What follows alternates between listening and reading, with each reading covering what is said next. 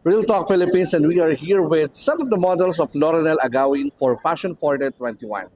So, how's the experience at ano ba yung disenyo na irarampa ninyo for this event? Ang team po ngayon ni Miss Lorinel Agawin is Goddess.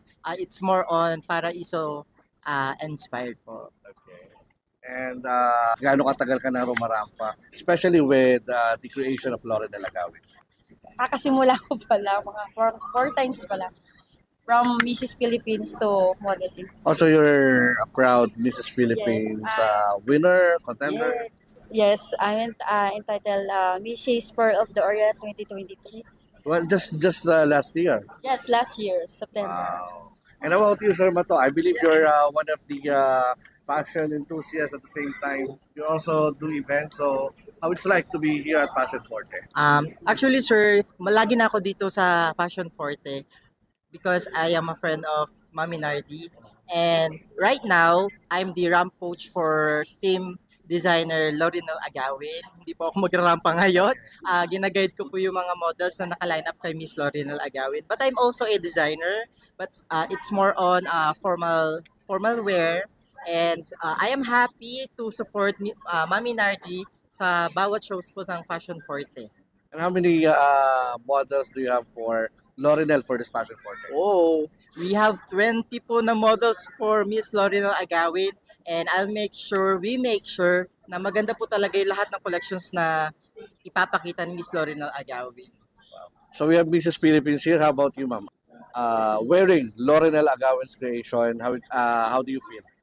Oh, I'm so proud kasi it's not only one time ko na ginagawa kay Miss Lorinel Agawin. So last year, I've been here. Ilang taon ka lang nagpo-model? 3 years. With your fit and everything, what's your message with other woman na gusto pa rin mag-model at ipagpatuloy yung karera nila sa pagiging model? My message to them na wag na sila susuko at try and try.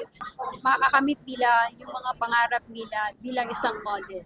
As a mother and being Mrs. Philippines contender, so aside from beauty pageant and you're also doing this fashion show, your message sa mga nanay na nasa bahay nanonood sa atin that they can still continue their career, especially in modeling, kahit nanay na sila? Yes, in-encourage ko lahat para woman empowerment na kahit na nasa bahay na tayo, dapat meron tayong me time like this. Pakita natin na pwedeng-pwede pa rin tayong rumampa at maabot natin ang pangarap natin. At the same time, kahit na may edad na tayo, you look young.